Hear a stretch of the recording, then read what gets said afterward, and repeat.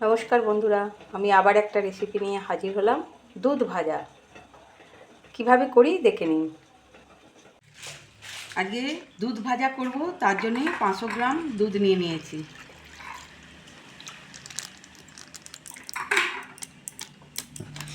তাতে দিয়ে দেব 50 গ্রামের মতো কর্নফ্লাওয়ার,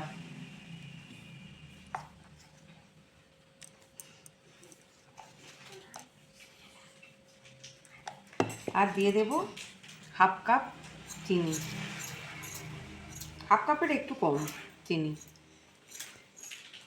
এবার ভালো করে মিশিয়ে নেব কর্নফ্লাওয়ারটা।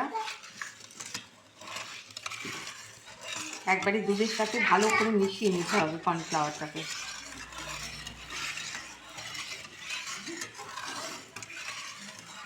একদম কর্নফ্লাওয়ারটা মিশে গেছে। এবার উনুনটা জ্বেলে দেব, দিয়ে ভালো করে নাড়তে থাকবো।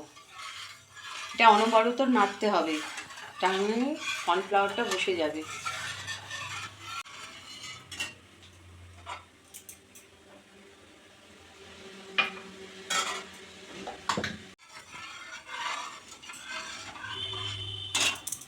এটা আস্তে আস্তে ঘন হচ্ছে, অনবরত নেড়ে যেতে হবে, তা নাহলে বসে যাবে।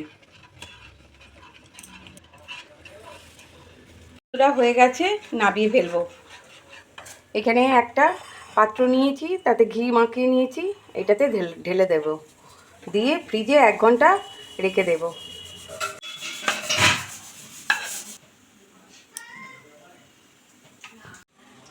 এটা ঠান্ডা হলে 1 ঘন্টা ফ্রিজে রেখে দেব। ছানাগুলো বের করে এরকম পিস করে নিয়েছি।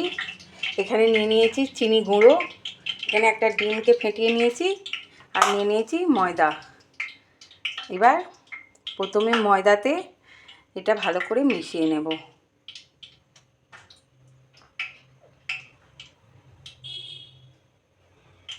তারপরে দিয়ে দেব ডিমে।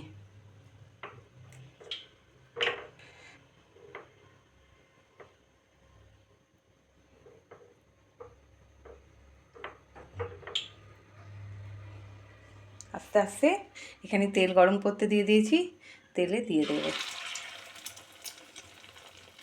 এরকমভাবে সবগুলোই ভেজে নেব।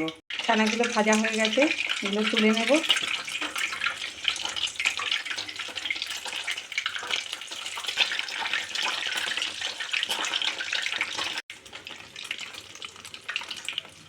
এবার তুলে নেব।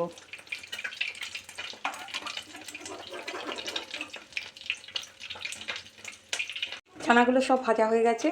এবার এখানে চিনির গুঁড়ো করে নিয়েছি। এক একটা ছানা এরকমভাবে চিনির গুঁড়োতে ভালো করে মিশিয়ে নিয়ে রেখে দেব। এইভাবে সবগুলোই করে নেব।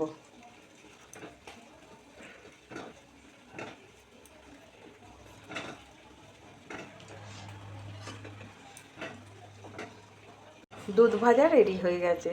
এইভাবে বাড়িতে বানিয়ে খাবেন, অসাধারণ খেতে লাগে।